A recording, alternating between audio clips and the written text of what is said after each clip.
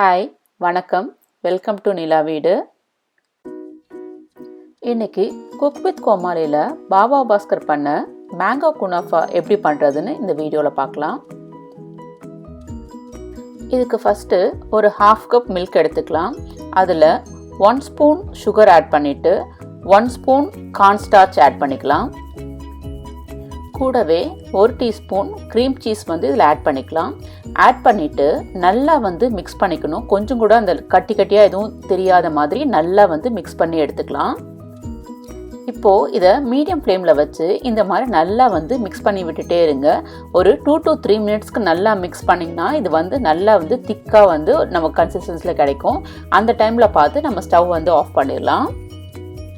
இப்போது இந்த mix room டெம்பரேச்சருக்கு வந்ததும் இதில் நம்ம கொஞ்சம் மேங்கோ பல்ப் ஆட் பண்ணி நல்லா மிக்ஸ் பண்ணி எடுத்து வச்சிடலாம்.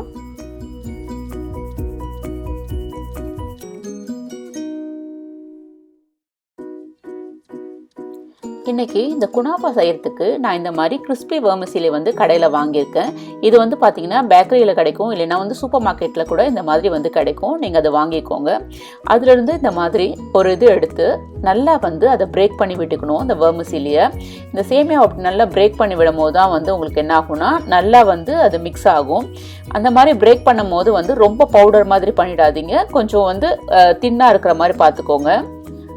இப்போது இதில் 2 டேபிள் ஸ்பூன் பட்டரை நான் மெல்ட் பண்ணி ஆட் பண்ணுறேன்.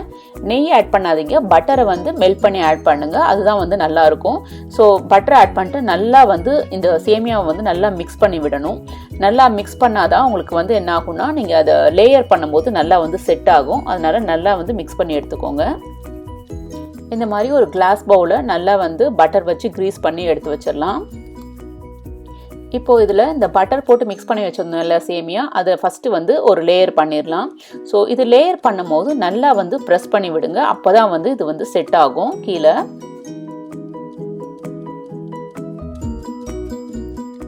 இந்த மாதிரி நல்லா ப்ரெஸ் பண்ணி விடுங்க. பாருங்கள் நல்லா செட் ஆகிருக்கு நமக்கு அடியில் லேயரு.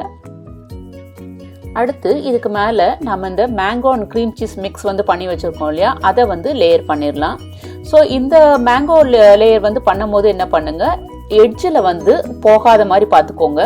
ஒரு சின்ன கேப் விடுங்க. இல்லைன்னா என்ன ஆகும்னா இதுக்கு மேலே நம்ம மறுபடியும் சேமியா போடும் போது அது ஃபுல்லாக ஊஸ் அவுட் ஆகிடும், வெளியே வந்துடும். அப்போ பேக் பண்ணும்போது உங்களுக்கு கரெக்டாக வெளியே எடுக்கும் போது சரியாக வராது, டீமோல்டு பண்ணும் போது. அதனால் ஒரு லேயர் சின்ன கேப் விட்டு எடுத்துக்கோங்க. இதுக்கு மேலே இப்போ நம்ம இன்னொரு லேயர் சேமியா ஆட் பண்ணிடலாம்.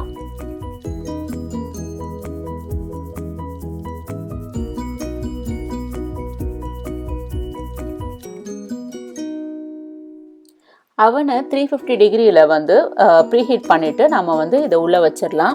உள்ளே வச்சுட்டு நம்ம 15 மினிட்ஸ்க்கு டைமர் செட் பண்ணிடலாம். 15 மினிட்ஸ் கழித்து நம்ம பார்க்கலாம் எப்படி வந்திருக்குன்னு. இது பேக் பண்ணி முடிக்கிறதுக்குள்ளே நம்ம சுகர் சிரப் ரெடி பண்ணிடலாம். இதுக்கு 1/4 கப் சுகர் எடுத்திருக்கேன். 1/4 cup sugar plus 1/4 cup water எடுத்து நல்லா பாயில் பண்ணிக்கலாம் சுகர் சிரப்புக்கு.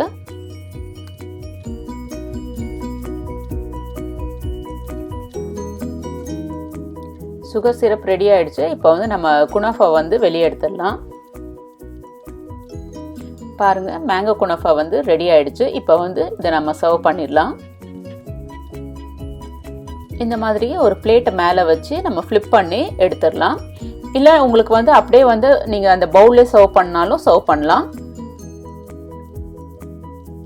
இப்போது இதுக்கு மேலே நம்மளோட ஹாட் சுகர் சிரப்பை மேலே ஆட் பண்ணிவிட்டு கூடவே மேலே நட்ஸ் கொஞ்சம் ஆட் பண்ணி சர்வ் பண்ணிடலாம். அவ்வளோதான், நம்மளோட மேங்கோ குனாஃபா ரெடி ஆகிடுச்சு. இது ரொம்பவே ஒரு டிஃப்ரெண்ட்டான ரெசிபி. அதுவும் இல்லாமல் ரொம்ப ஈஸியாக பண்ணிடலாம். இது ஒரு வாட்டி ட்ரை பண்ணி பார்த்துட்டு எப்படி வந்திருக்குன்னு எனக்கு கமெண்ட்டில் சொல்லுங்கள்.